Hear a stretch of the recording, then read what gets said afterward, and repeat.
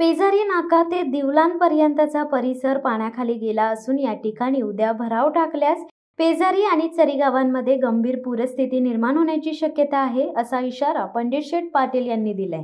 पंडित शेठ पाटील यांनी या संदर्भात बोलताना सांगितले की आम्ही कंपनीच्या प्रकल्पाला विरोध करत नाही, मात्र त्यामुळे आमच्या परिसरात निर्माण होणाऱ्या समस्यांकडे प्रशासनाने दुर्लक्ष करू नये।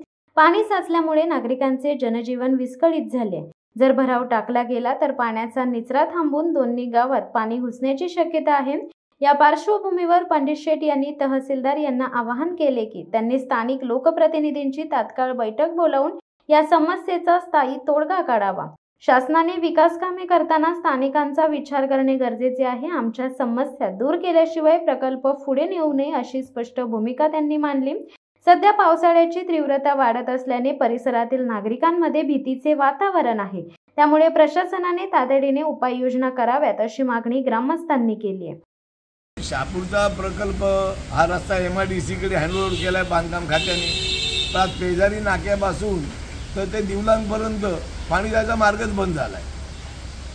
तर आता तिथे 5 तारीख काय MIDC येते मोठे उद्योगधंदे येतात। आता ही परिस्थिती आहे आणि जर उद्या भराव झाला तर पेजारी आणि चरी गाव हे पूर परिस्थिती निर्माण होईल। जी अवस्था मुंबई, पुणे आणि मोठमोठ्या शहरात झाली तीच अवस्था इथे होण्याची शक्यता निर्माण झालेली आहे। माझी पुन्हा एकदा सरकारकडे मागणी आहे की याच्या विरुद्ध कायमस्वरूपी जे पाणी जायचे नैसर्गिक मार्ग आहेत, भरावाला काय माझा विरोध नाही, तर पाणी जायचे नैसर्गिक मार्ग आहेत ते तुम्ही खुले करायला पाहिजेत।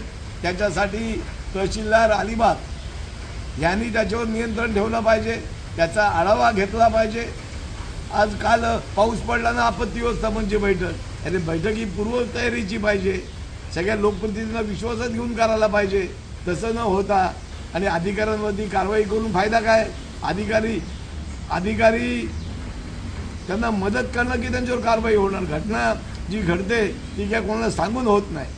तर रायगड जिल्ह्यामध्ये राज्य सरकारने विशेष लक्ष द्यायला पाहिजे, कारण या ठिकाणी दरड कोसळून तळा तालुक्यामध्ये तळा जे गाव आहे तिथे पण ती भीषण टंचाई आहे, भीषण परिस्थिती आहे। दासगावला घटना झाली, ईशदवाडीला, खालापूरला घटना झाली। रायगड जिल्हा हा दरी खोऱ्यांचा जिल्हा असल्यामुळे आज पाऊस सुरुवातीचा पावसाळा आहे, अजून 4 महिने जायचे आहेत, तर जिल्हा प्रशासनाने अधिक सतर्क राहावं ही माझी मागणी। शिवसत्ता टाइम्ससाठी धनंजय कवटेकर, अलिबाग। दे धडक बेधडक वृत्त देणाऱ्या आपल्या शिवसत्ता टाइम्स न्यूज चॅनलला लाल बटन दाबून सबस्क्राईब करा आणि बेल आयकॉनला क्लिक करायला विसरू नका।